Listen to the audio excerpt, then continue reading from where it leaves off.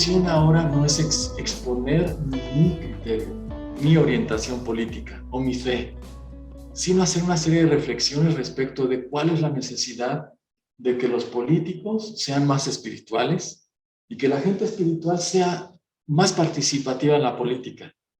Y para ello tenemos que reflexionar acerca de lo que estamos viviendo hoy en México y en el mundo y de la naturaleza de la política hoy en día y de la naturaleza de la espiritualidad hoy en día y hacia dónde vamos. Esa es la reflexión que quisiera invitarlos a que hagamos juntos. ¿Ok? Y entonces, miren, lo primero es que habría que hacer una reflexión de cómo estamos hoy, sobre todo aquí en México. Hoy en México estamos viviendo una circunstancia muy particular. Estamos viviendo una polarización de las opiniones. Las opiniones se están polarizando. Ahora, las opiniones se están polarizando porque se están haciendo explícitas las polarizaciones que existen en lo real, en la vida cotidiana. En la vida cotidiana, nuestro país está lleno de desigualdades y de polarizaciones. Y eso lo que está pasando ahora es que se está discutiendo. Y desafortunadamente se está discutiendo de maneras que a veces no son las adecuadas. ¿Por qué?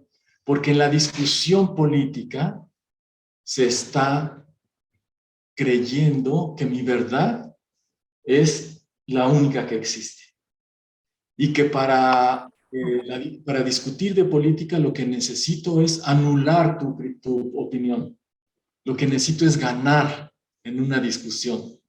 Y entonces se ha malentendido lo que son las discusiones políticas. Se ha equivocado el camino de lo que es intercambiar ideas. Entonces, sí necesitamos que en la discusión política, en el análisis político, haya mucho mayor tolerancia. Y para adquirir mayor tolerancia necesitamos una dimensión espiritual en la discusión. Es decir, esa dimensión trascendente que nos hace lo mismo, que nos hace al final ser lo mismo. Tú y yo somos lo mismo al final. Aunque tú seas de derecha y yo sea de izquierda o viceversa. Al final somos lo mismo, estamos en el mismo barco. Sustancialmente venimos de un mismo origen energético. Y vamos hacia lo mismo, ¿sabes? Y entonces ganarte y anular tu criterio no me sirve, porque me quedo solo. Y anulándote lo único que logro es tu resentimiento.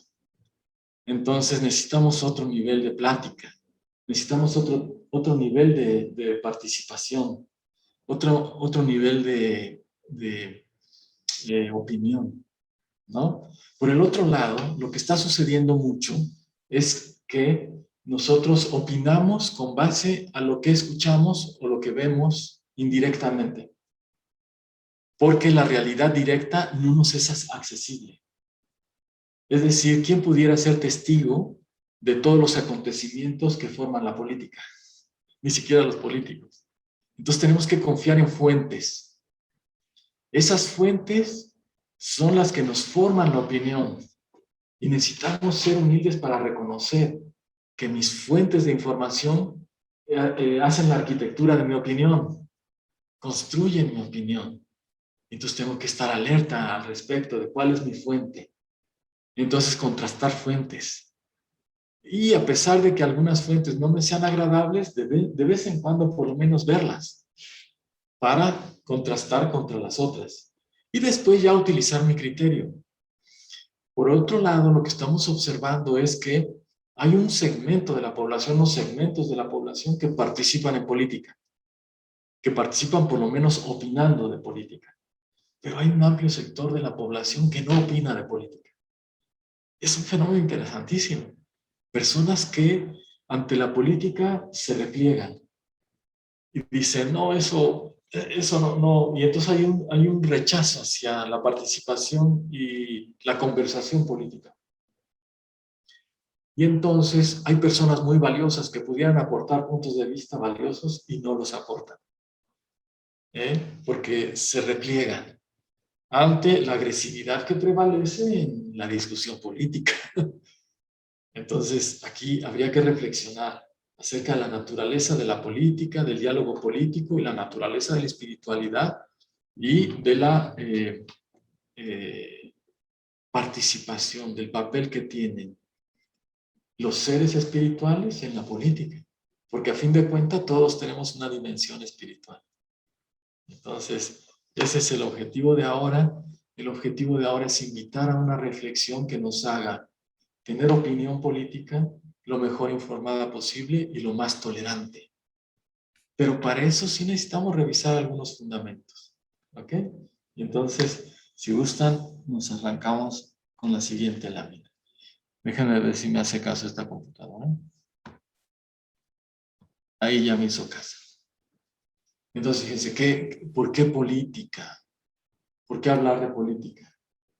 Bueno, hablamos de política porque, como decían los griegos, siendo seres sociales, somos animales políticos. Entonces, siendo seres sociales, necesitamos organizarnos. Y la política es la forma en la que nos organizamos, la forma en que nos ponemos de acuerdo. Entonces, obviamente, las formas en que nos estamos organizando actualmente son formas políticas complejísimas. No hay ningún ser, ninguna especie, incluso los mamíferos más avanzados, que tengan instituciones tan sofisticadas como los seres humanos. Es decir, no existe constancia científica de que los delfines tengan partidos políticos y hagan debates públicos y tengan votaciones. No hay evidencia científica, puede ser, porque son muy inteligentes, pero no tienen una organización tan sofisticada y tan llena de contradicciones, tan llenas de pasiones, de discusiones, incluso de crímenes. Eso solo sucede con el ser humano. Pero entonces, ¿de dónde surge esta complejidad? Necesitamos un poquito quitar la complejidad, ver lo sencillo de la política para retomar sus bases, su esencia, para ir retomando su sentido primario, es decir, regresar a los orígenes. Y entonces resulta que la política se ha sofisticado porque se han convertido en una actividad para la obtención del poder social y su conversación, y su conservación, su conservación. Eso es lo que ha hecho complicada la política. Es decir, hemos quitado el otro elemento que tiene la política, que es lo más humano. Nosotros iniciamos la actividad política como especie en la búsqueda del bien común. Siendo seres sociales, en las sociedades previas a la civilización, lo que teníamos en mente es, somos un grupo. ¿Cómo nos organizamos para generar un bienestar común, para poder alimentarnos, para poder tener un lugar seguro donde estar, para evitar los ataques de otras fieras, para evitar los cataclismos naturales? ¿Cómo le hacemos? ¿Cómo nos organizamos? ¿Cómo nos organizamos para disfrutar todos de la riqueza? ¿Cómo nos organizamos para hacer nuestras ceremonias? Y entonces buscábamos el bien común. Pero algo pasó. Algo pasó en la historia de la humanidad que de pronto la política se volvió obtener el poder social y conservarlo. Y hubo un proceso de apego hacia el poder. Entonces, esto hace que la política se enajene del ser humano, se le vuelva ajena y a veces se vuelva en su contra, la política. Y al grado de que ahora hay amplios sectores de la sociedad que rechazan la política, que tienen aversión a la política, siendo que la política es algo muy noble, es la búsqueda del bien común. Ahora, esta búsqueda del bien común sigue siendo la esencia de la política que podemos perseguir todos. Buscar el bien común. Y de hecho esto surge de manera espontánea. Fíjense ustedes, entre sus colonos de repente hay un problema de inseguridad, un problema de lo que sea. Y entonces se reúnen los colonos, oye, vamos a discutir este problema de la basura o de las inundaciones o de etcétera. Y nos reunimos, hacemos una pequeña asamblea y al momento de la asamblea, ¿cómo nos organizamos? Oye, tú eres bueno para los debates, tú levántate, tú dirige aquí a la raza para que la señora se calle tantito y este señor no se ponga tan agresivo. Y entonces nos organizamos. Y entonces le conferimos poder social a una persona. Lo nombramos representante, presidente de colonos, administrador del coto, lo que sea. Hacemos eso, le transferimos poder a alguien. Y ese alguien, pues lo hace con ganas de servir a los demás y llega un momento en el que dice, oigan, ya me cansé, ya necesito también atender mis cosas, no podemos nombrar a alguien más y nombrar a alguien más. Pero de repente lo que sucede es que esta persona que nombramos, junto con el poder político, que es un poder social, empieza a adquirir unos privilegios económicos o un grado de influencia, un privilegio, y se empieza a apegar al poder. Ese apego al poder es el que distorsiona la política y hace que se vuelva una actividad llena de competencia, llena de pasiones, llena de envidias, de juegos sucios, de mentiras, para lograr el poder y después conservarlo. Así es como se nos enajenó. Entonces, fíjense que la enajenación del poder político es una actividad de diferente poder que el poder personal. Todos tenemos un poder personal. Todos tenemos un poder que se refiere a nuestra capacidad de decisión, nuestra capacidad de elección, nuestra capacidad de ser felices. Ese es un poder que toda persona tiene. Espiritualmente todos tenemos un poder, el poder de trascender, el poder de influir en otros. Entonces, ese poder tiene un alcance mayor en la medida en que la persona cultiva su ser y genera más conciencia, y entonces tiene un alcance cada vez mayor.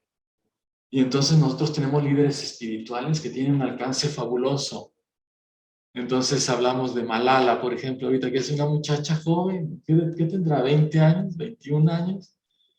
Y ahorita tiene un alcance enorme, porque ha cultivado su ser, su nivel de conciencia, y está luchando por cosas del bien común, y entonces su alcance es muy grande. Y tenemos también personas en la política que logran una presidencia, y entonces hacen que su poder personal tenga un alcance cada vez mayor, ya sea por su palabra, por su decisión, por el ejercicio de acciones. Eso hace que tenga un alcance. Pero ¿dónde es en donde las cuestiones se empiezan a desordenar? Bueno, se empiezan a desordenar cuando surgen las clases sociales. El surgimiento de las clases sociales es un hecho histórico. Objetivamente, las clases sociales surgen con la civilización, con la agricultura, surgen con la propiedad privada, surgen con los excedentes económicos. Nosotros antes de las clases sociales vivíamos al día y moríamos a veces de inanición, a veces moríamos por catástrofes climáticas, etc. Y de repente el ser humano tuvo la virtud de progresar en su capacidad de producir bienes. Ya no solamente recolectar, sino producir bienes. Y al producir cada vez más bienes pudimos generar excedentes. Y esos excedentes nos sirvieron como reservas. Pero luego esos excedentes fueron apropiados por alguien. Y empezaron a surgir las clases sociales. Alguien se apropió de mayor producto y surgió una clase social. Pero además luego lo que surgieron fueron las batallas entre tribus, entre genes. Se le llamaba gen al grupo que se aglutinaba de manera social y económicamente y políticamente. Pero entonces se encontraban dos tribus, dos genes, y entonces peleaban. Y entonces, habiendo descubierto la ganadería y el hecho de poder tener animales en reserva, incluso animales como bestias de carga, ya cuando un animal se empieza a utilizar para la producción, ya estamos hablando de los inicios de la civilización. La agricultura y la ganadería ya no solamente como producto comestible, sino el ganado como fuerza de tracción, fuerza de carga. Estos dos elementos son interesantísimos, porque empiezan a aumentar la productividad muy fuerte. Pero entonces cuando se empiezan a utilizar animales como fuerza de trabajo, y vienen conflictos entre dos genes, y un gen le gana al otro, de repente a alguien le surge la brillantísima idea de esclavizar a los otros y utilizarlos como bestias de carga. Utilizar al prójimo, al ser humano, como fuerza de trabajo. De ahí surge la esclavitud. Después de la esclavitud, el feudalismo y ahora el capitalismo. Y entonces tenemos grandes concentraciones de dinero y personas muy desposeídas. Y esto genera una polarización en la sociedad, aunque no hablemos de ella. Podemos o no hablar de ella, pero la polarización existe. Hay un estudio de un economista muy interesante, francés o italiano, Piketty, que habla del capital. Le llama a su libro El Capital. Él hace un estudio estadístico de lo que pasó en el siglo XX y lo que va del siglo XXI. Bueno, él publicó a inicios del siglo XXI. ¿Qué ha pasado con la riqueza? Si la riqueza se está distribuyendo cada vez más o se está concentrando más. Y sus estadísticas arrojan que la riqueza se está concentrando cada vez más. Entonces, en vez de resolver la pobreza, estamos generando más pobreza y muy pocos muy ricos. Esto hace que la sociedad se divida en clases y que entonces el cómo nos organizamos esté determinado por la conservación del poder económico. Este es un hecho histórico que necesitamos ver tal como es, independientemente de nuestras orientaciones, independientemente estemos de acuerdo con eso. No podemos estar de acuerdo en que existan pobres. Eso, yo no sería puritano en decir es que todos deberíamos de combatir la pobreza. No. Si alguien tiene preferencia por fomentar la riqueza de algunos, eso es admisible. Pero lo que tenemos que reconocer es que eso impregna la política. Y entonces la política se convierte en una actividad de ambición de poder político para tener una ruta económica cada vez más favorecedora para mí, para mi grupo, para mis amigos, mi familia. Y entonces eso ha hecho que la política se vuelva una lucha entre aquellos que aspiran a obtener el poder para satisfacer sus intereses particulares. Y algunas veces por algunos que participan en política para evitar que los intereses particulares afecten a la mayoría. Entonces podríamos hablar, si ustedes estuvieran de acuerdo, en dos tipos de políticos. El político que lucha por sus propios intereses individuales y de grupo. Y el político que lucha por los intereses de la comunidad. ¿De cuáles hay más? ¿De cuáles hay más? Por lo visto hay más políticos que luchan por su interés personal y de grupo. Y hay pocos políticos que luchan por el interés de la comunidad. Luchan por el interés de la comunidad porque tienen una dimensión espiritual en su actividad política. Porque ellos sí ven un bien común más allá de la satisfacción de sus necesidades personales. Porque ven una dimensión trascendente en su actividad. Es decir, cómo impacto a la humanidad de manera favorable. Cómo impacto a mi comunidad de manera favorable. Ahora, hay una hipótesis que yo quisiera plantearles, que la mayoría de la población mundial sí tiene una dimensión espiritual en su vida, pero participa poco en política. Es decir, no ha encontrado una forma, un mecanismo de participar en política. Porque cuando se mete uno en política, se mete uno en los conflictos. Y no todo el mundo tiene estómago para meterse en los conflictos. Y hay unos pocos de esta gente que tiene un espíritu, un desarrollo espiritual mayor, que sí tiene el estómago para meterse a política. Entonces pensamos, por ejemplo, ahí en un Gandhi, ¿no? Un Gandhi que tiene una dimensión espiritual fabulosa y se mete a política. O esta mujer Malala que dice, bueno, yo quiero la educación de las mujeres en mi país. Quiero que todas las niñas vayan a la primaria, siendo ella hija de un director de un dueño de una escuela, ¿no? Y el papá promulgando la necesidad universal de la educación, el derecho a la educación, y la niña absorbiendo este mensaje y diciendo, es que este mensaje necesitamos difundirlo. Y ya cuando se difunden mensajes, se entra en la esfera de la política, se entra en la esfera de la búsqueda del bien común. Y desde luego, Malala no es un personaje que busque el poder político por enriquecimiento personal o por enriquecimiento de su familia. Es realmente una persona que está viendo una dimensión diferente. Su interés es que las niñas de su país y las niñas del mundo tengan derecho a la educación. Y después de pensar en las niñas, ahora pensando en toda la humanidad, que toda la humanidad tenga derecho a la educación. Y entonces, ese es algo que está sucediendo en el mundo, que los políticos participantes, los políticos activos, normalmente buscan sus intereses personales. Y hay muchas personas con dimensión espiritual, aunque no sean líderes espirituales, que sí estarían dispuestos a trabajar por el bien común, pero se intimidan por el conflicto político. ¿Se dan cuenta? ¿Ven? Y eso está pasando. Y bueno, esto de los conflictos es algo que nosotros como personas comunes que no participamos en política y que no somos tampoco líderes espirituales, podemos ir abonando a que no haya conflictos.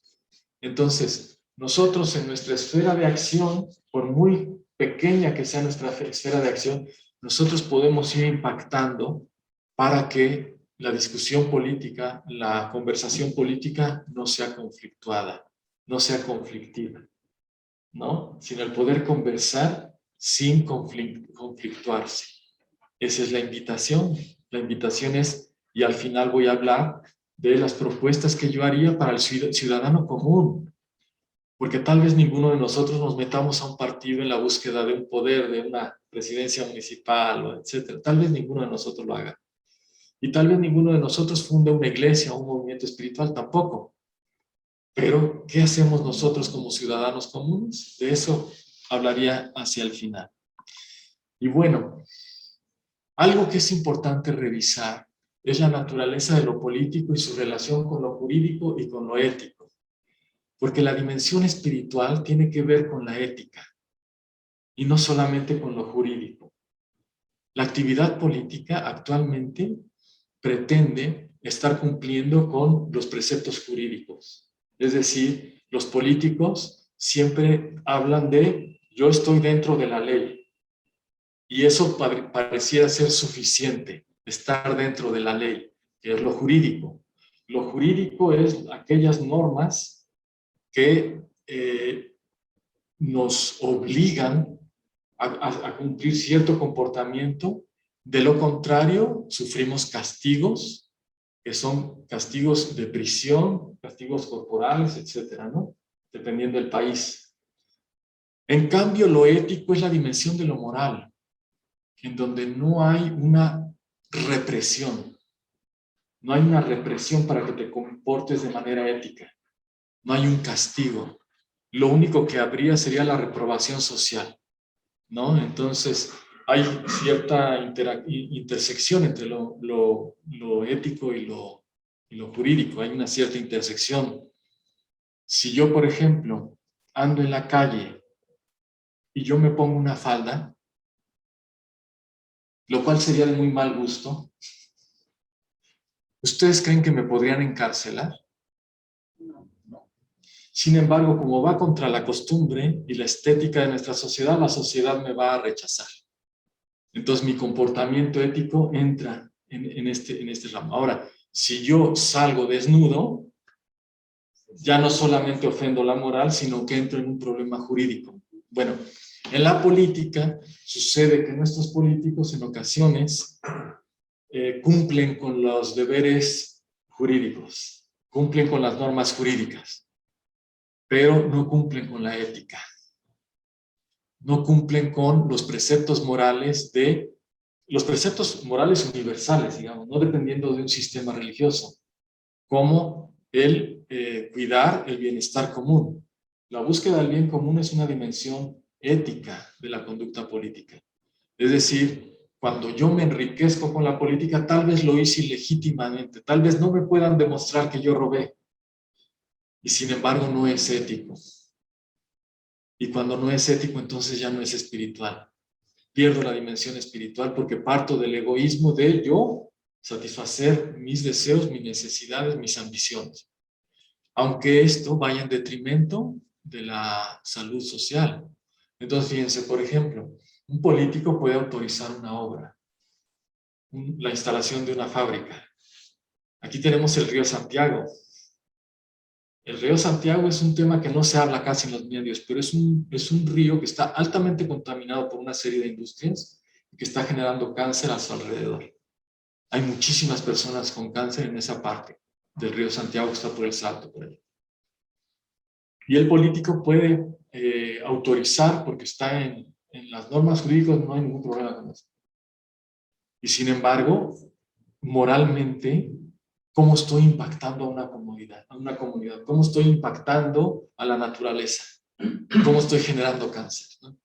Y entonces ahí es donde entra la dimensión espiritual.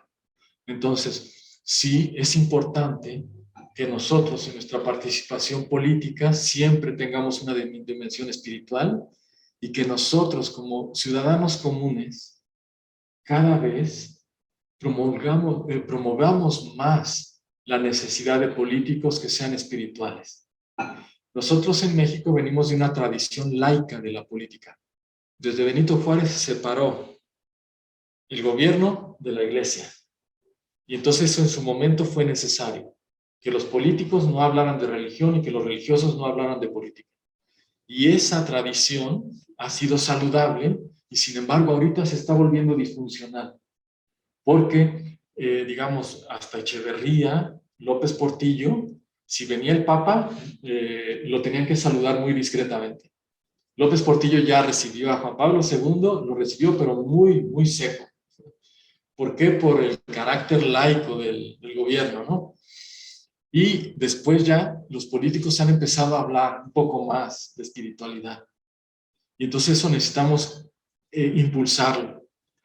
Sin embargo, desde el respeto a todas las creencias.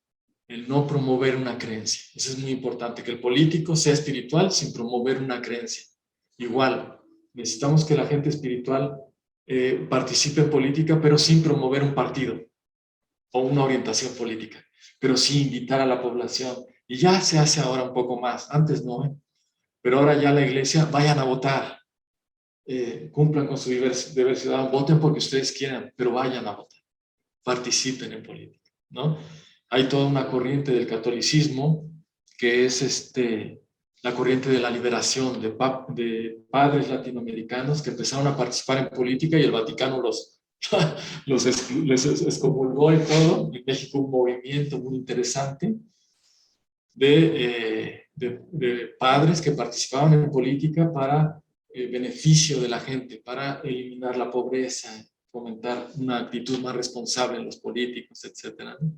Muy bien, y entonces esta dimensión espiritual se requiere en la política más allá de lo jurídico, teniendo los preceptos éticos de trascender de manera positiva.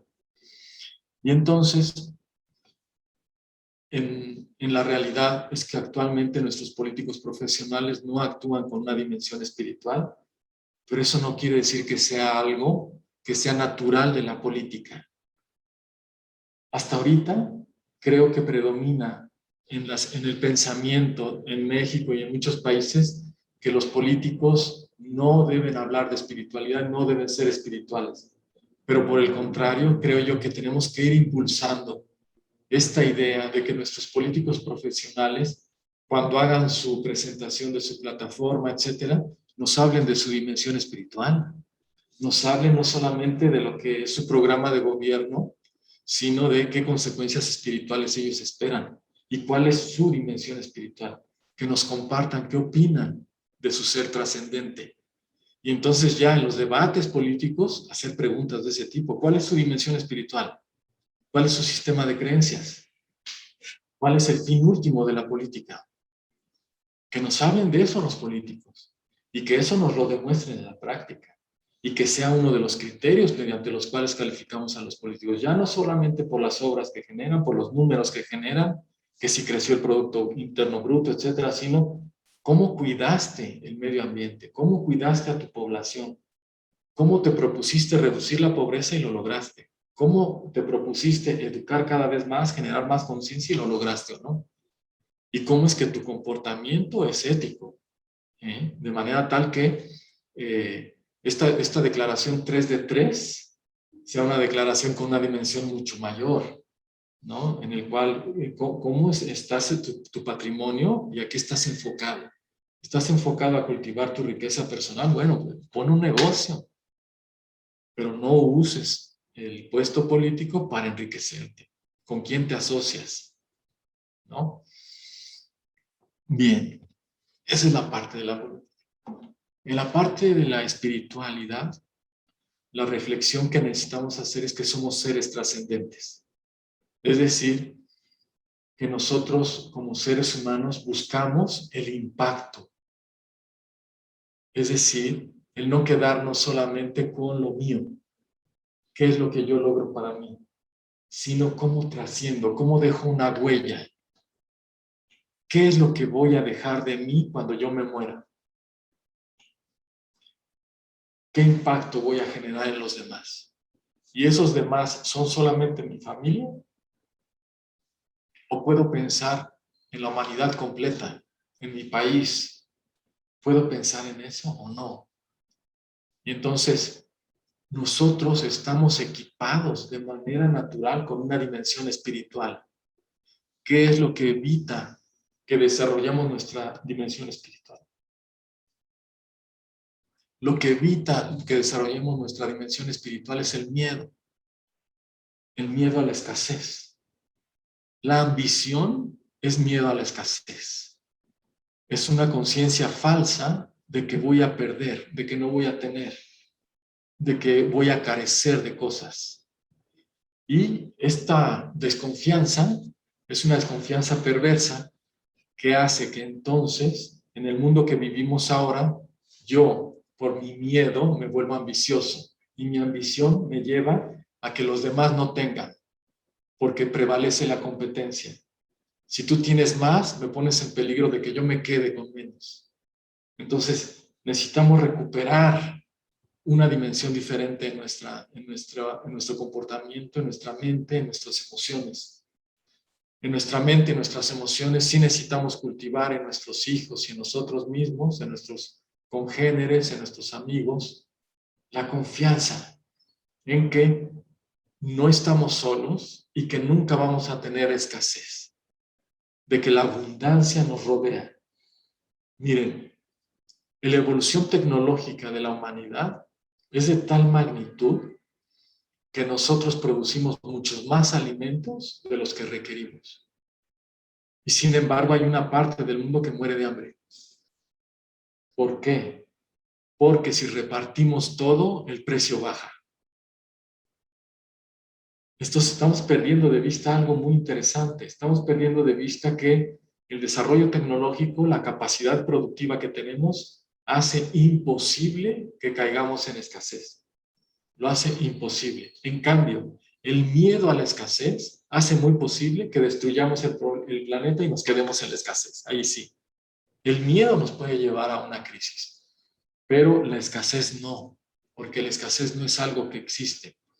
Hace algunos años descubrieron un meteorito que está todo hecho de oro. Ese meteorito tiene más oro que todo el que se puede explorar de la Tierra.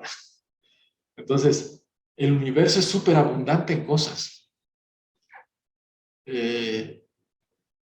Si nosotros habláramos no solo de alimentos, si habláramos de energía, nosotros no tendríamos por qué tener problemas de energía. La energía está tan disponible como el sol, el aire y el agua. Sin embargo, por competencia, por egoísmo, por ser el que tiene más, evito que se desarrollen estas otras tecnologías o que se echen a andar estas turbinas en las hidroeléctricas, y entonces eso sí nos lleva a que haya un segmento de la población que son pobres. Es esta visión de que en la medida que tú tengas más, yo tengo menos. Es esta visión de competencia. Incluso hemos deformado las enseñanzas de Darwin y hemos dicho que Darwin promulgó que sobrevive el más competente.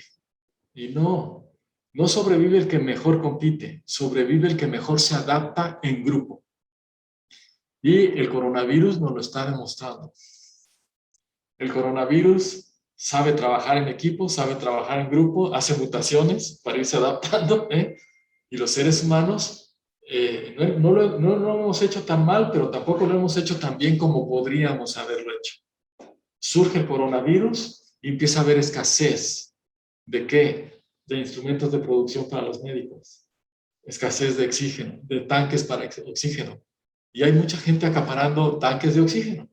Cuando hubo una crisis, ¿no? de hospitalizaciones. Y ahora estamos teniendo una guerra entre los laboratorios por las vacunas. Hay una guerra infernal entre los productores de vacunas. Y estamos perdiendo de vista que la batalla no es entre nosotros. La batalla es poder asimilar un virus que por lo visto nosotros necesitamos comprender mejor. Tenerle menos miedo al virus y comprenderlo más. Si comprendemos más al virus le tenemos menos miedo. Y entonces, esa parte es algo que tenemos que ir resolviendo. Miren, una persona puede desarrollar su espiritualidad en la medida en que es libre. Para ser libre necesita resolver su necesidad. Y para resolver su necesidad necesita tener seguridad de que su necesidad va a estar cubierta. Es decir, los seres humanos, mientras ambicionemos demasiadas cosas, no vamos a trascender la necesidad y no vamos a estar en libertad para participar de manera adecuada en política como búsqueda del bien social. Entonces, decía Pepe Mujica, el expresidente uruguayo, decía, si nosotros quisiéramos vivir con el nivel de consumo que tienen los Estados Unidos, nos acabamos el planeta en 10 años. Entonces, los niveles de consumo que hay en Estados Unidos son irracionales.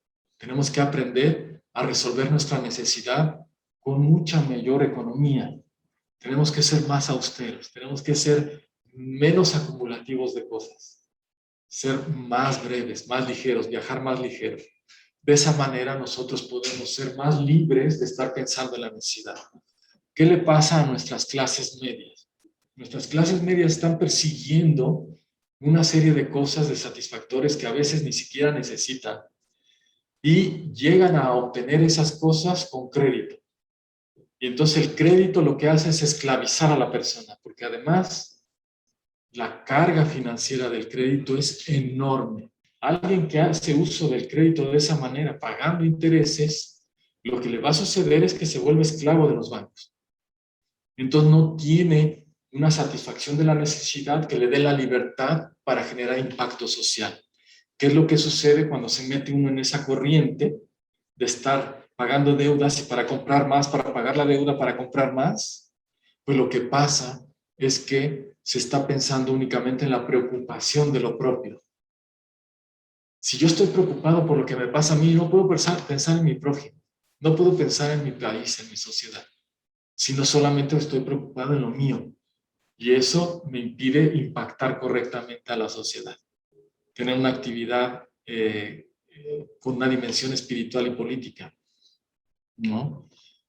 Lo otro es que si yo satisfago mi necesidad y soy responsable con mis niveles de consumo y soy responsable de mi papel social, entonces puedo participar en libertad.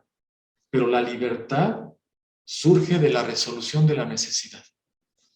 Solamente cuando resuelvo mi necesidad, entonces soy libre. De hecho, la libertad es un proceso mediante el cual resuelvo mi necesidad y entonces me hago responsable de mí. Y entonces, siendo responsable de mí, ya puedo hacerme responsable de mi papel social. Muy bien. Y entonces, allí es donde encontramos un sentido de la vida.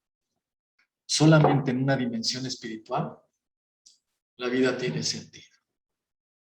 Si el único sentido que le veo a la vida es llegar al viernes para jugar dominó con mis amigos, ese sentido de la vida está muy vacío, es muy pobre. Y entonces la calidad de mi vida va a ser muy baja. si es ir al partido de las Chivas el sábado, si ese es el sentido que tiene mi vida, el único que me entusiasma, mi vida va a ser bastante sombría, bastante mediocre. Entonces voy a estar en el trabajo pues únicamente pues, para poder llegar al sábado a ver a las Chivas o al Cruz Azul, que es peor. Sí necesitamos darle un sentido a la vida. ¿Y qué es primero? Darle un sentido a la vida, un sentido profundo, y después resolver la necesidad para tener una participación política. ¿O es primero la participación política para agarrarle sentido a la vida y entonces ser libre? En realidad, todo se va complementando, no importa con qué empieces. Pero si tú le das sentido a tu vida a través de la participación política, bienvenido. Si le das sentido a tu vida a través de la participación espiritual, bienvenido. Lo ideal sería conjuntar ambas. Darle sentido a tu vida con una participación espiritual y política. Es decir, con un crecimiento de tu ser trascendente, teniendo conciencia del impacto social que tienes, ¿no? Y desde luego, este sentido de la vida va en contrario de un individualismo. Hay un tema que está mal entendido, que es el del individualismo. Yo creo que no es correcto que nosotros critiquemos a alguien que se supera económicamente. Es decir, si alguien crece económicamente y tiene cada vez mayor bienestar, qué bien, felicidades. Y si lo hace respetando medio ambiente y respetando a su prójimo, bienvenido. Y si progresa económicamente, impactando a la sociedad de manera positiva, oye, ¿qué más aplauso puede recibir una persona? Entonces hay empresarios muy responsables que tienen un nivel de trascendencia muy importante y que no merecen sino la admiración y el aplauso.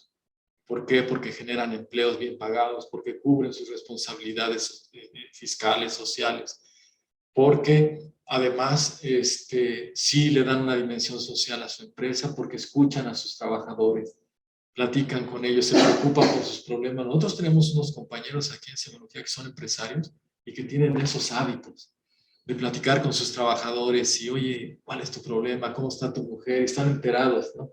Claro, si tienes una empresa de 5,000, a lo mejor ya no te enteras de lo que le pasa a cada uno de tus trabajadores, pero puedes tener una dimensión social de bienestar y de eso hay ejemplos en México muy brillantes.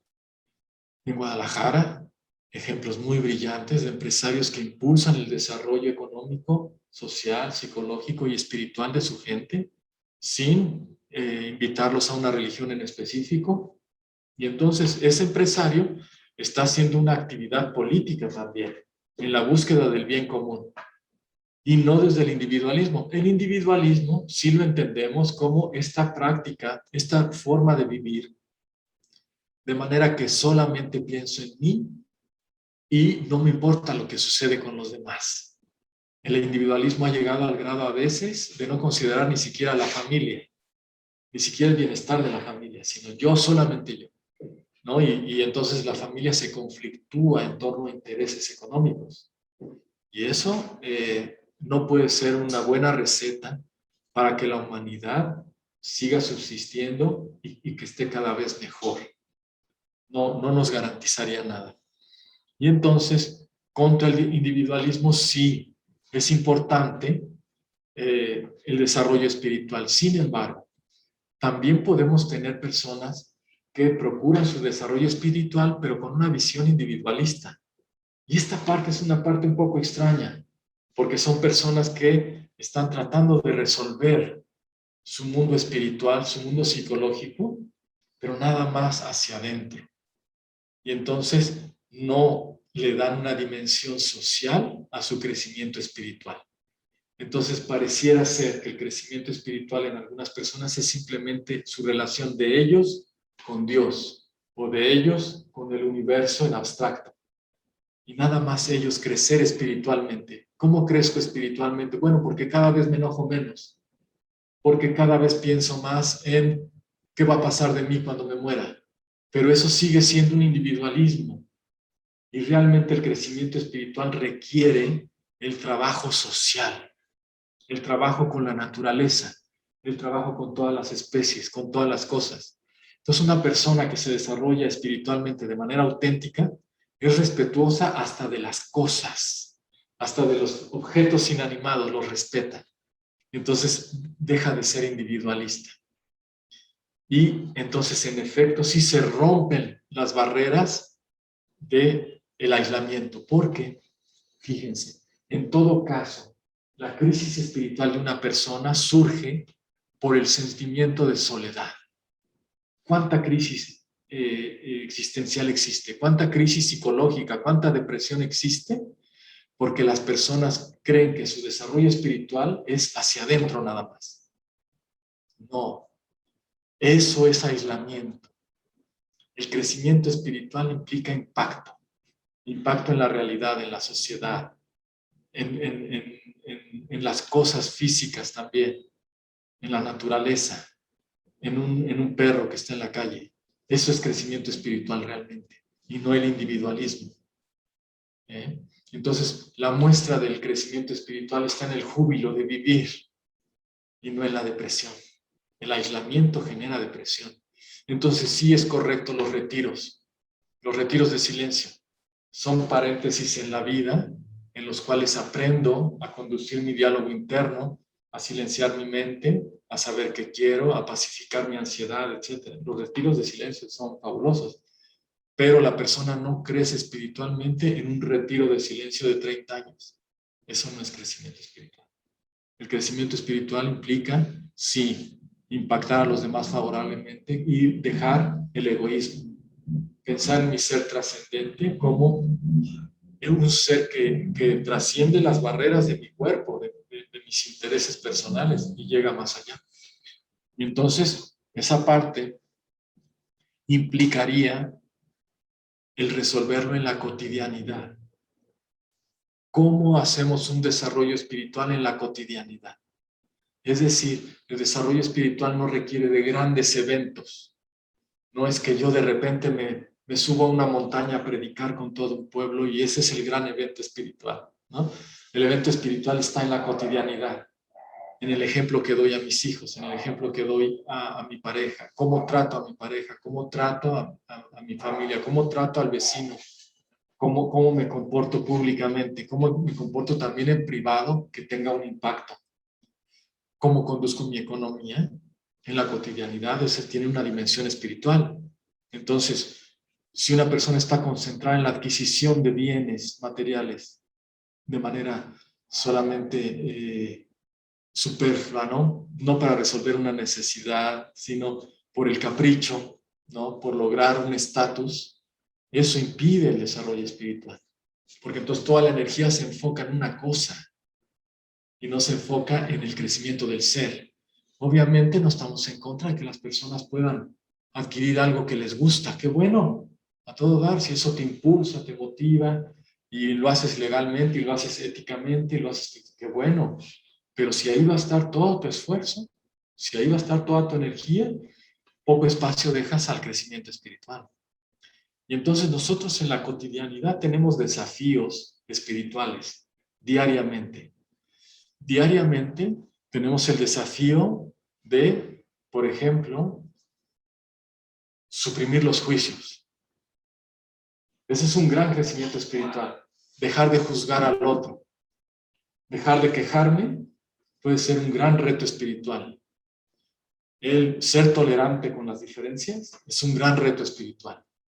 Un gran reto espiritual es poder ponernos a conversar de política respetuosamente, aceptando las diferencias. Ese puede ser un gran reto espiritual. Entonces nosotros podemos en la cotidianidad desarrollar lo espiritual y también desarrollar lo político al mismo tiempo. Y bueno, ¿cómo actúan en general nuestros líderes espirituales? Y aquí quisiera evitar un malentendido. Un líder espiritual no necesariamente es aquel que predica ante millones de personas. Nosotros tenemos líderes espirituales en nuestro entorno porque su opinión genera un impacto en los demás y los demás creen en su palabra. Y esos son líderes espirituales, que su comportamiento genera conductas en los demás. Y entonces hay muchísimos líderes espirituales en nuestra comunidad. Probablemente algunos de ustedes son líderes espirituales. No probablemente, seguramente tienen un liderazgo espiritual. Ahora, normalmente las personas metidas en el crecimiento espiritual y con cierto liderazgo, muchas veces renuncian a la participación política por este malentendido de que la política es la ambición de unos cuantos para obtener el poder y conservarlo. Pero fíjense cómo la política en su esencia es una actividad espiritual, porque es la búsqueda del bien común. Y entonces todo líder espiritual habría de estar participando políticamente de manera explícita. Su actividad espiritual ya es una actividad política, pero participar de manera explícita en la política, expresando opiniones políticas, es importante porque eso va a generar ejemplo, va a generar participación de otros. Y la manera en que lo haga esta persona que es líder espiritual va a inspirar a otros a hacer algo así. Incluso al grado de impactar a otros líderes espirituales de mayor alcance y a líderes políticos. En la medida en que nuestros líderes espirituales opinen más de política, digan más sus pareceres en política, los políticos profesionales tendrán que observar ese fenómeno y tendrán que irse adaptando a esa nueva masa crítica de líderes espirituales que opinan de política y participan de alguna manera en política, aunque no se vuelvan políticos profesionales. Esto es importante. Y este es uno de las cosas que yo he tenido deseos de compartir con ustedes. De cómo, si ustedes están en el camino espiritual, sí es importante su opinión política, porque ustedes generan ejemplo, ustedes generan impacto. Muy bien. Y entonces, hablemos del ciudadano común, ya para ir cerrando, ¿verdad? Porque tampoco quiero cansarlos tanto. Todavía estamos un poquito en tiempo. El ciudadano común. Es decir, los que estamos aquí, yo creo que todos nosotros somos ciudadanos comunes. El ciudadano común está viviendo, desgraciadamente, ahorita una cultura que es la cultura del sufrimiento. La cultura del sufrimiento nos ha llevado a un concepto de la política y del desarrollo espiritual. La cultura del sufrimiento es la que nos dice que la política es para los políticos nada más, y que la política es la lucha ambiciosa por el poder, y que la política es despreciable, que es una actividad incluso deshonesta. Esta cultura es una cultura que eterniza los problemas de la política, porque impide con estos conceptos que la gente que tiene una dimensión espiritual participe en política, ¿no? Es algo paradójico que necesitamos ir resolviendo poco a poco. Para dejar de sufrir, para dejar la cultura del sufrimiento, ¿qué necesitamos? ¿Por qué tendríamos que seguir sufriendo a los políticos profesionales que son egoístas, que son individualistas, que ambicionan solamente lo suyo, que son deshonestos, que no tienen una dimensión espiritual? ¿Cuánto tiempo lo vamos a vivir eso? Lo vamos a vivir en la medida en que lo dejemos, en la medida en que nosotros no participemos. Y entonces, depende de nosotros. Depende de aquellos que sí tienen dimensión espiritual en su actuar y su vivir, el ya no permitir que los políticos individualistas que no tienen dimensión espiritual ya no sean los que están al cargo de los destinos del mundo. Es una responsabilidad de nosotros. Igualmente, en la cultura del sufrimiento se ha generado este concepto de que la persona espiritual no hace cosas terrenales. Y no, la persona espiritual, para ser realmente espiritual, tiene que participar del torbellino de la vida, tiene que participar de lo que sucede en la materia, así como tiene que participar de la economía, tiene que participar de la política también, para que su impacto espiritual sea pleno. De otra manera, el impacto espiritual no se da. Entonces necesitamos recordar, no sé, yo con todo respeto pregunto si Jesús, cuando hizo este gran ejercicio de desarrollo espiritual que impacta hasta nuestros días, si eso fue una actividad política. Ese es todo un tema. No voy a afirmar ni una cosa ni otra, se los dejo de tarea. Pero el impacto social que tuvo Jesús llega hasta nuestros días. Llega hasta nuestros días. Y entonces Jesús hizo un desarrollo espiritual individualista, solamente el crecer espiritualmente. Entonces ahí hay una reflexión importantísima que nosotros necesitamos hacer. Bien, y para salir de la cultura del sufrimiento necesitamos revisar estos conceptos. Luego lo otro, el ciudadano común. Para participar espiritualmente, para participar en política, necesita vivir en plenitud. Vivir en plenitud es requisito para participar sanamente en política y sanamente en lo espiritual. Y vivir en plenitud no quiere decir no tener necesidad de trabajar y tener dinero para toda la vida. Eso no es la plenitud. La plenitud es el saber que me estoy desarrollando plenamente. El saber que estoy realizándome en mi trabajo, en mi sociedad, en mi salud, en mi familia. Estoy desarrollándome. Esa es la plenitud. La plenitud es movimiento de crecimiento que cada vez es mayor. La plenitud dinámica.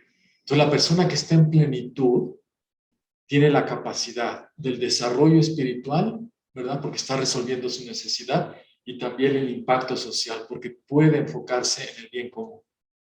Si no estoy en plenitud, no me puedo enfocar en el bien común. No me puedo enfocar en la dimensión espiritual. Es importante ser pleno, y para ser pleno no se necesita un mejor trabajo, un mejor negocio. Es simplemente una cuestión de actitud, de cómo me comprometo con mi vida para yo desarrollar toda mi potencialidad y estar en armonía con mi medio ambiente. Desde luego, estar en armonía con mi medio ambiente implica aceptar las cosas tal como son, porque yo no puedo cambiar a mi antojo todo, pero sí saber qué puedo cambiar. Entonces, imagínense, por ejemplo, en política, ¿qué tanto podemos cambiar? Cada quien en su trinchera puede cambiar un poquito. Hay gente que tiene más poder personal y más poder político y puede cambiar más. Gandhi pudo cambiar un país, ¿no? Mandela pudo cambiar un país. Nosotros, cada quien en su trinchera, puede tener un impacto en la medida de nuestros talentos, de nuestro contexto, de nuestras necesidades. Allí impactamos. Pero para impactar correctamente, he de estar pleno. Y luego, estando en mi trinchera, entonces yo pienso en mi trabajo no solamente como un trabajo en el que doy un servicio a alguien y ya, sino cómo es que mi servicio, mi producto, al yo hacerlo, impacta políticamente y espiritualmente a quien tengo enfrente, a quien tengo a un lado o a quien tengo al otro lado del mundo. De alguna manera impacto espiritual y políticamente, ¿no?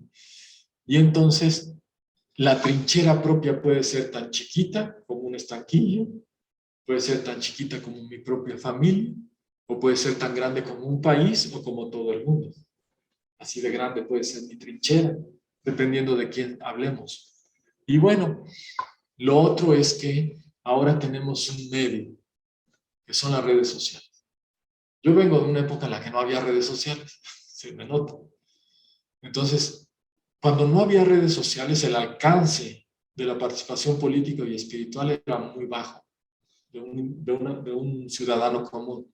Un ciudadano común poco llegaba a los demás.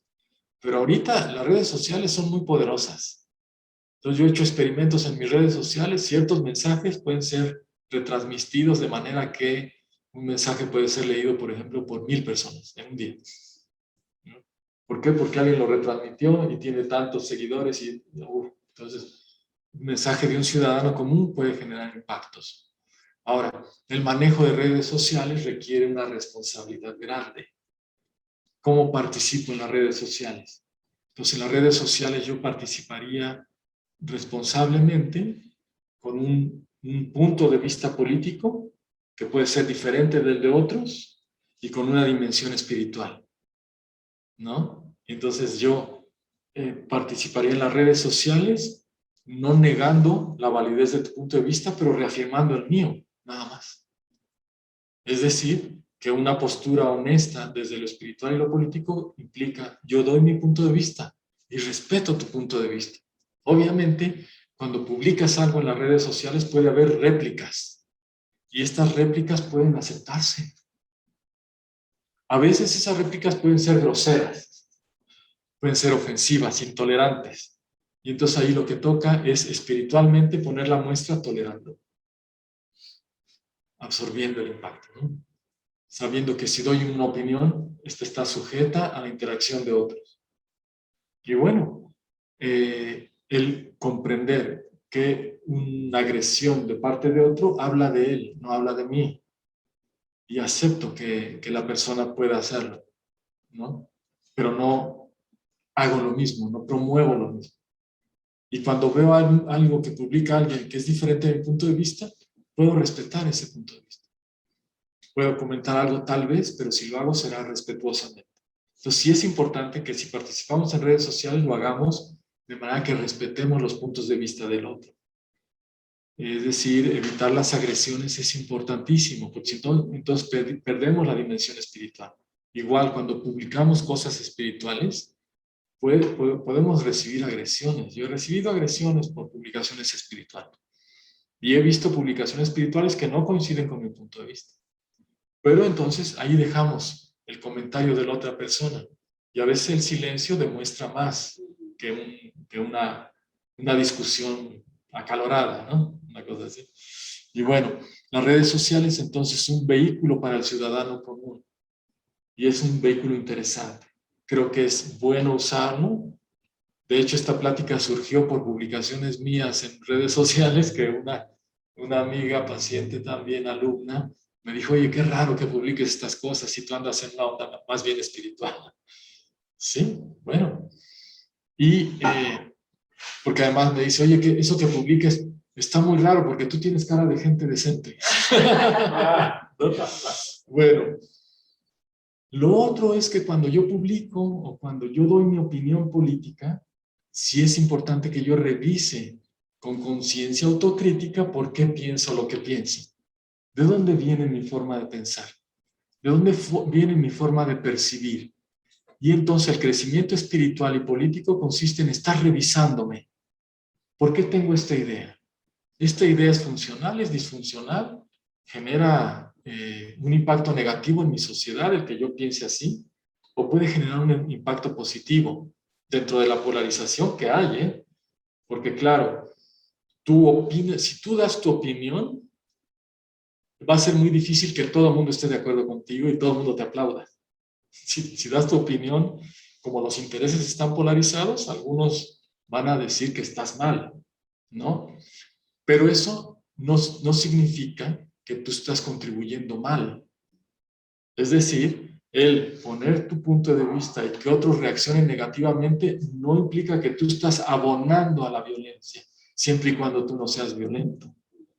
Más bien, el poder expresar tu punto de vista y tolerar que otros reaccionen violentamente sin tú reaccionar violentamente, eso es interesante, pero hacia adentro el trabajo está en conocer autocríticamente por qué pienso esto, de dónde me documenté, de dónde saqué esta información.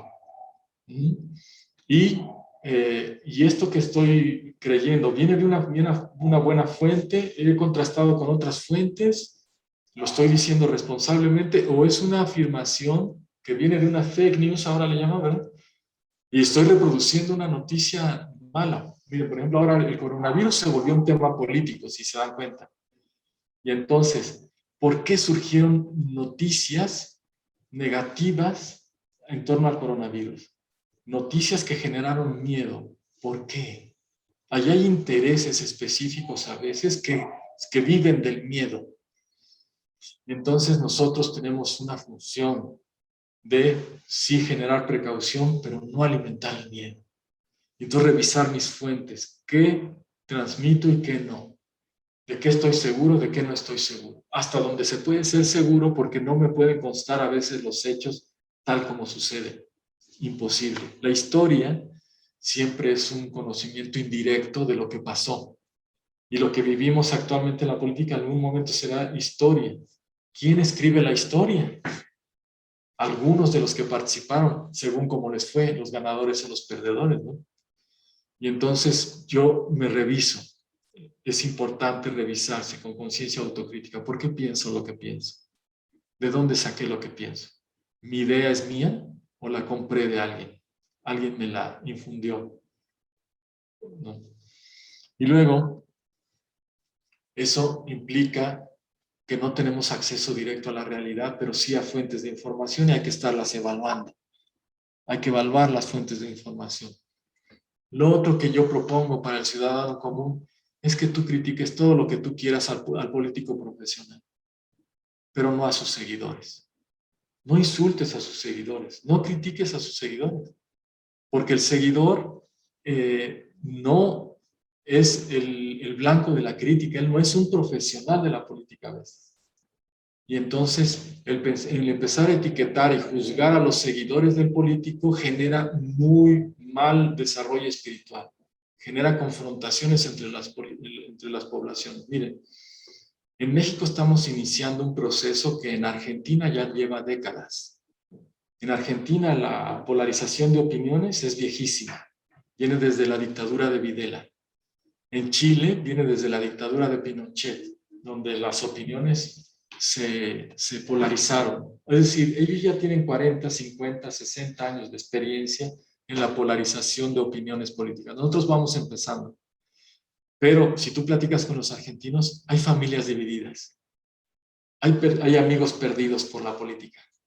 Y nosotros tenemos oportunidad de no caer en eso. ¿Y cómo es que podemos no caer en eso? No critiques al seguidor, critica al político.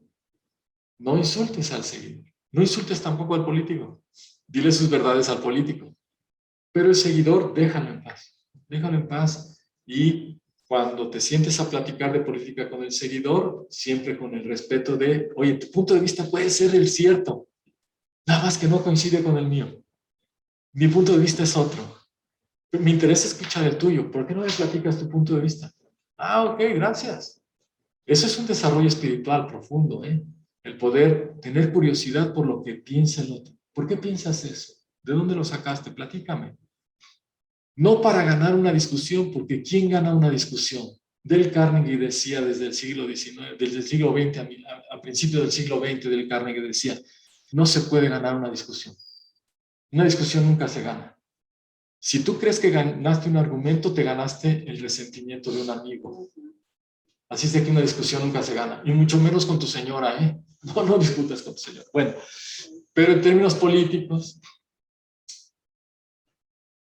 querer ganar es poco desarrollo espiritual. No trates de ganar. Respeta el punto de vista del otro, escúchalo, y eso sí es desarrollo espiritual. Y si tú eres capaz también de articular tu argumento, y aunque el otro no respete tu argumento, eso es desarrollo espiritual. Eso sí sería un desarrollo espiritual. Y igual que en lo espiritual, si tú dices tu sistema de creencias y respetas el sistema de creencias del otro, esa es una buena forma de desarrollo espiritual, ¿no? Muy bien. Y entonces, el ser crítico y ser respetuoso al mismo tiempo implica, yo critico el hecho, yo critico el suceso, pero si tú piensas diferente, no te estoy criticando a ti. No te lo tomes personal. Yo critico el fenómeno político. Si tú crees en ese fenómeno político, yo te respeto. Y entonces nosotros podemos entrar en diversas formas de comunicación, desde el diálogo, el debate, la discusión, la expresión, la propuesta. Cualquier forma de expresión puede ser válida. Hay algunas formas de expresión para las cuales no estamos suficientemente preparados. Por ejemplo, el debate es un arte, ¿eh? Yo admiro a las personas que saben debatir y que saben debatir de manera que no se note como que es una lucha de egos. Hace poco se volvió famoso un debate entre Diego Rusarín y Carlos, otro líder de YouTube que hace coaching empresarial. Y se dio una discusión allí, un diálogo, un debate, pero realmente era un debate de egos, de a ver quién hacía ver más mal al otro, ¿no? Y eso es profundamente desgastante y muy poco espiritual. Un buen debate implicaría, escucho tu idea, rebato tu idea con mis argumentos y luego escucho tus argumentos para rebatir mi idea. Y entonces el público se admira porque hay un debate, ¿verdad?, entre personas que no están luchando por sus egos, sino que están poniendo a prueba ideas. Entonces el debate socrático, ¿no? El debate de gente brillante. Hay un debate muy bonito entre Rupert Sheldrake y Bruce Lipton. Está en inglés, pero ellos dos discuten sus ideas filosóficas, etcétera, y sin ningún ego, sin ningún querer sentirse superior, sin querer vencer al otro, sin un intercambio de ideas, ¿no? Interesante. Si no estamos preparados para el debate, yo, por ejemplo, admito que yo no sé debatir. Yo no podría ponerme a debatir, pero sí puedo tener un diálogo. También puedo hacer propuestas, puedo expresar. En ocasiones puedo discutir, no mucho. Entonces no me meto mucho en discusiones políticas. Cuando se habla de política, escucho tu punto de vista, expreso el mío. Pero discutir no es mucho lo mío, ¿no? Entonces aceptar las limitaciones propias. Y lo otro es que creo es importante para el ciudadano común inspirar, en vez de querer cambiar o anular al otro. Creo que es una forma de hacer política y espiritual muy sana el inspirar. Inspirar a través de tus ideas. Inspira con tus ideas. Inspira con tus criterios. Inspira con tus actitudes, más que querer cambiar o incluso anular al otro. En las discusiones en redes sociales, las discusiones entre políticos, pareciera que el interés es anular al otro. Y ojalá te mueras, ¿no? Casi. Entonces, anular al otro es una práctica de muy baja espiritualidad y de una política muy egoísta, que no busca el bien común, busca que prevalezca mi idea. Por otro lado, para el ciudadano común es importante la participación política y espiritual con desapego y, sin embargo, con persistencia. Nuestra función como ciudadanos comunes en la política requiere persistencia. Si queremos políticos más decentes, si queremos políticas que beneficien a la población en general, si queremos un mejor país, necesitamos persistir. No podemos derrotarnos porque un presidente salió bueno o uno salió malo. No podemos dejar de persistir. Necesitamos persistir, necesitamos ser inagotables. Pero al mismo tiempo el desarrollo espiritual implica desapego. El desapego implica, se logró, qué bien, no se logró, hay que seguir persistiendo sin sufrir.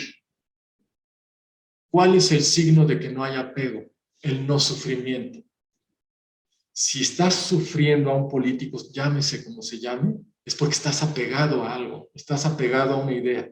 Y eso va en contra de tu desarrollo espiritual y en contra de tu participación política.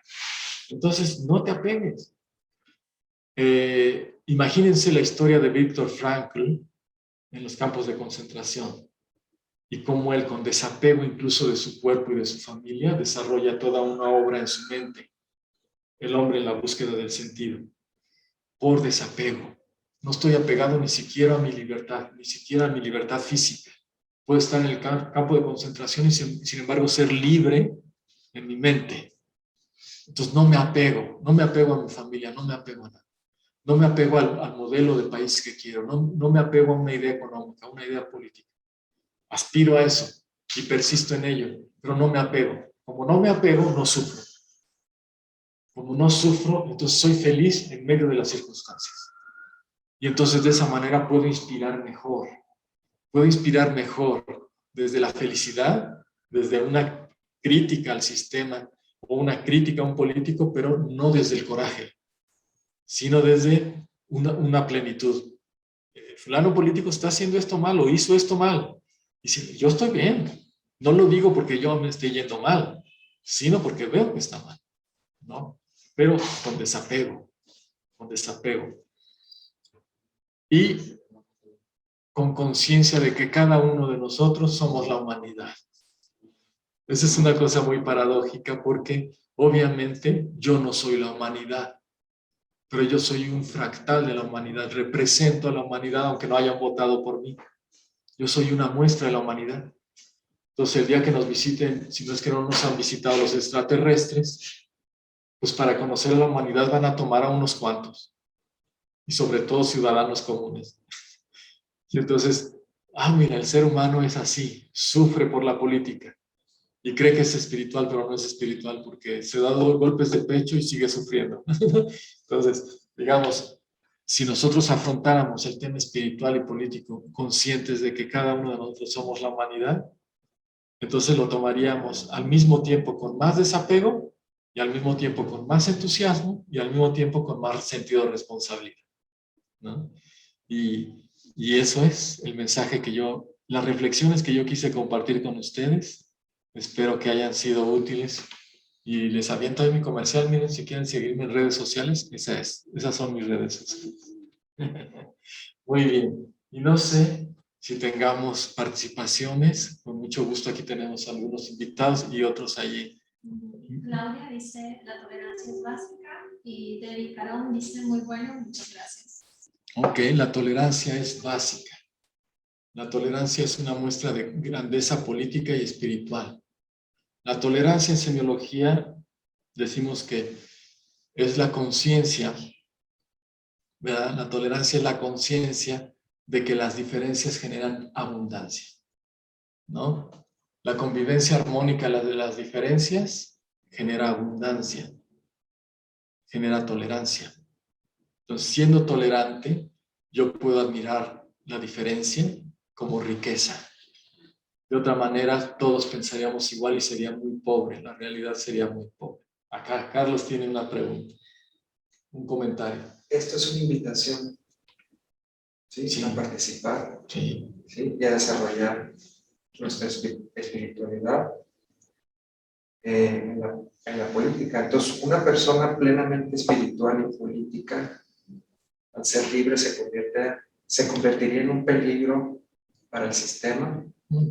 Y aunque esté más polarizado, ¿sí?, que antes, también es una invitación a una especie de anarquismo. Bueno, aquí hay dos preguntas muy interesantes. Vamos a enfocarnos en la primera. La primera es, esta es una invitación, ¿sí? Sí, yo sí invito a que las personas participen en un desarrollo espiritual y político. ¿Por qué? Porque yo veo en nuestra realidad, y yo creo que ustedes estarán de acuerdo, que sí se requiere mayor participación responsable de personas en la política con una dimensión espiritual. Ahora, esto, ¿qué tan subversivo es? Es decir, si la persona se va a poner en peligro por participar en política desde un ángulo espiritual, obviamente que es peligroso. Obviamente. Sería irresponsable decir que no es peligroso. ¿Por qué? Porque hay intereses de segmentos de la población, no solamente en México, sino a nivel mundial, que les interesa preservar las cosas tal como están. De manera que el ciudadano común siga en su cosa individual, resolviendo su vida, estando en las necesidades y no metiéndose en política, etc.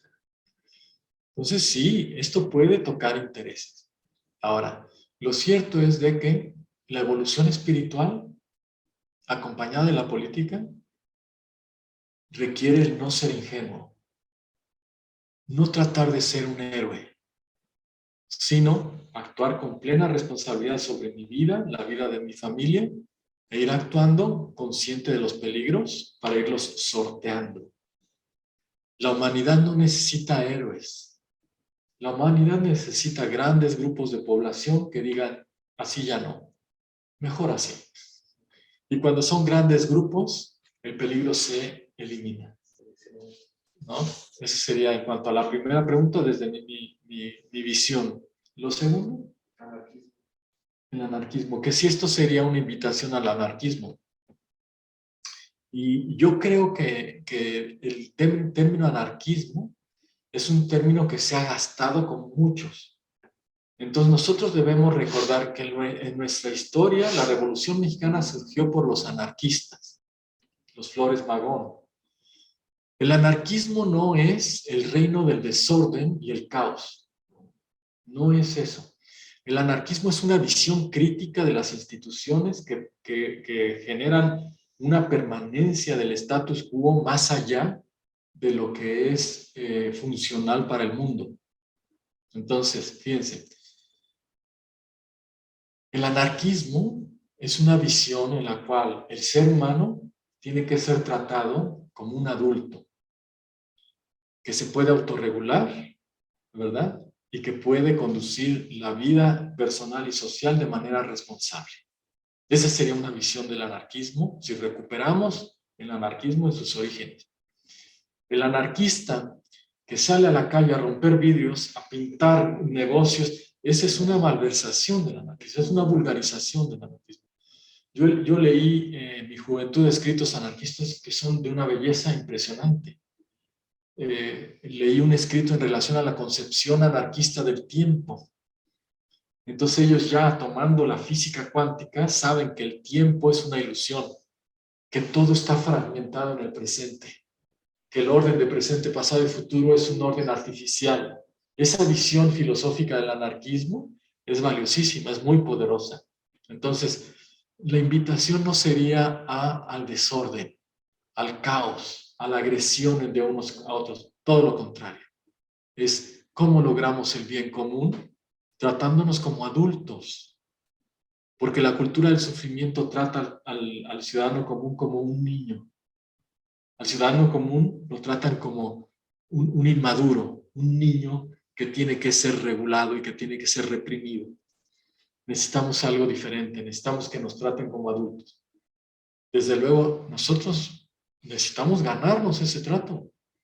La libertad no se ruega, oye, dame libertad. No, se tiene que conquistar. Históricamente hemos ido conquistando libertad. ¿Cómo conquistamos libertad? Siendo libres personalmente. Por eso hablaba yo del ser pleno. Sé libre tú. No te esclavices a una tarjeta de crédito.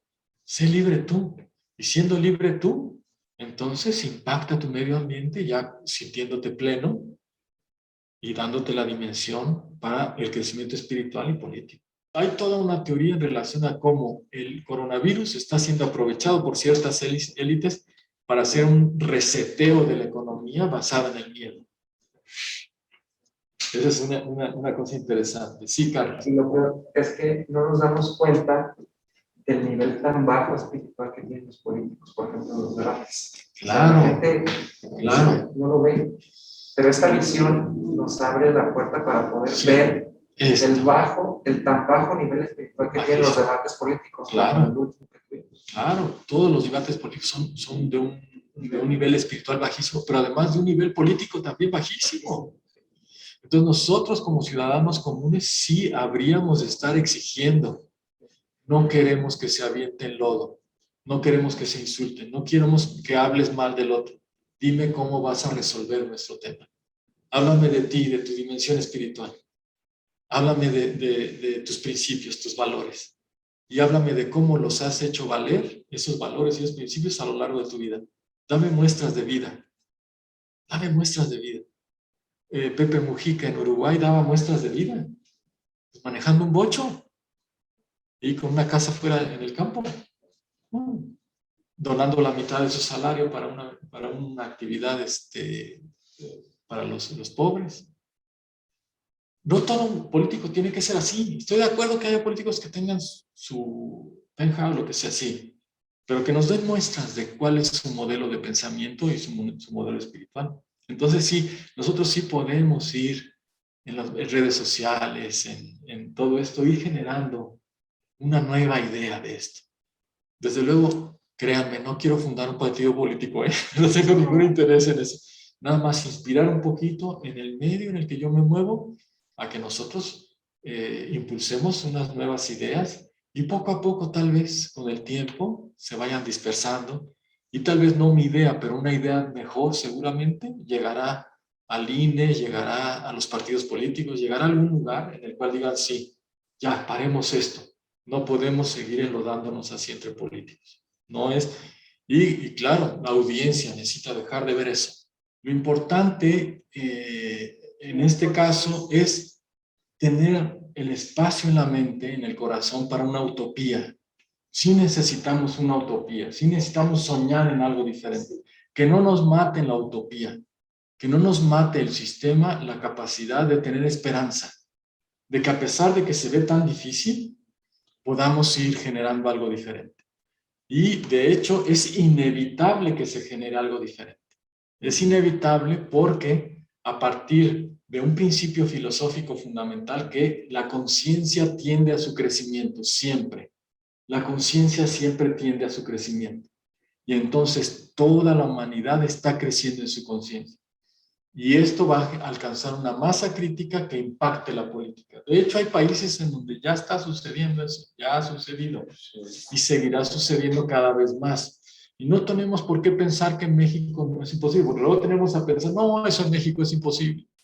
Y cuando yo observo a los jóvenes cómo están saliendo ahora de las secundarias, de las preparatorias, con una actitud bien diferente, y yo veo allí la semilla de esa utopía, de ese ya no permitir que unos cuantos manejen todo a su conveniencia y que todos los demás estén nada más recibiendo los golpes, ¿no? Y sin un crecimiento, sin una plenitud, ¿no? Entonces sí, albergar esa utopía espiritual y política en nuestra mente de que nosotros tenemos un papel que hacer y que ese papel que hagamos tiene un efecto multiplicador, que otros lo irán multiplicando poco a poco. Eric Aaron dice, pregunta, y uno que no sabe mucho de política, ¿cómo se empieza a involucrar en la política directamente? Para los que no están familiarizados con política, ¿cómo empezar el camino de la familiarización? No es un camino sencillo. Sinceramente, como cualquier disciplina, implica sí estudiar, implica sí leer. Yo tengo una trayectoria de muchos años de leer los textos básicos de la política, pero de alguna manera hay que recurrir a los pensadores clásicos. Yo creo que sí es importante recurrir a los pensadores clásicos. Hay que recurrir a Aristóteles, a Platón, que hablan de política, sobre todo Aristóteles, la República. Creo que hay que recurrir después a, por ejemplo, Descartes. No les digo que lean a Hegel porque ese señor es imposible. Ese señor es imposible. Pero sí hay que revisar a Carlos Marx. Importantísimo revisar a Carlos Marx. Si no se revisa a Carlos Marx, no se entiende nada. Después de revisar a Carlos Marx, es importante conocer a Keynes. Keynes, ya en el siglo XX, es un pensador muy importante. Es muy importante un texto de Lenin que se llama El Estado y la Revolución, si no, no se entiende nada. Independientemente de que seas de izquierda, de derecha, o si admiras a Marx o no, si no lees El Estado y la Revolución de Lenin, no entiendes. No se entiende, es la verdad. De Marx, yo no les diría que lean El Capital de Carlos Marx porque es imposible. O sea, yo dediqué 5 años a eso. Es un texto brillantísimo, pero a nivel de divulgación, imposible. El texto de divulgación de Carlos Marx es el manifiesto del Partido Comunista. Es importante leerlo, aunque no seas de izquierda, aunque seas de derecha, no importa. Y desde luego, la crítica al programa de Gotha, y el análisis que hace sobre Feuerbach, que se escribe Feuerbach. Y después creo que es importante analizar lo que es la corriente neoliberal que funda Margaret Thatcher junto con Ronald Reagan en los 80s, y cómo esto viene de una escuela que se llama los Chicago Boys, que son unos economistas que se van a Chile a hacer experimentos económicos en Chile, con algo que le llamamos el neomonetarismo o el neoliberalismo, que es la economía que prevalece hasta nuestras fechas. Es la orientación de los gobiernos en las economías actuales. Y eso sería un poquito lo que habría que ir leyendo. Sí esto es una tarea. Y luego lo otro que interesante es que ahora hay la Universidad de YouTube, que allí hay personas que te analizan los textos sin que tú te tengas que meter. También interesante que ustedes seleccionen fuentes de información, igual que puedan ver a Denise Merker, a Denise Dresser, a Carmen Aristegui, a Julio Hernández el Astillero, a los periodistas Alejandro Páez Varela y Álvaro Delgado. Son buenos analistas. Ellos están Sin embargo, antes estaban en La Octava, pero tienen un programa que se llama Los Periodistas, lo pueden ver en YouTube. Ellos hacen análisis serio. Julio Hernández hace análisis serio. Él es de izquierda, pero critica lo que está haciendo el gobierno de la cuarta transformación cuando él considera que hay que criticarlo. Al igual que escuchar a Krause, ¿no? A Aguilar Camín, escuchar a Leo Zuckerman también, pero sí yo sugeriría ver diversas fuentes de lo que está pasando. Muchas gracias por su paciencia y su consideración, por su participación. Ojalá que les haya gustado sinceramente y que sea útil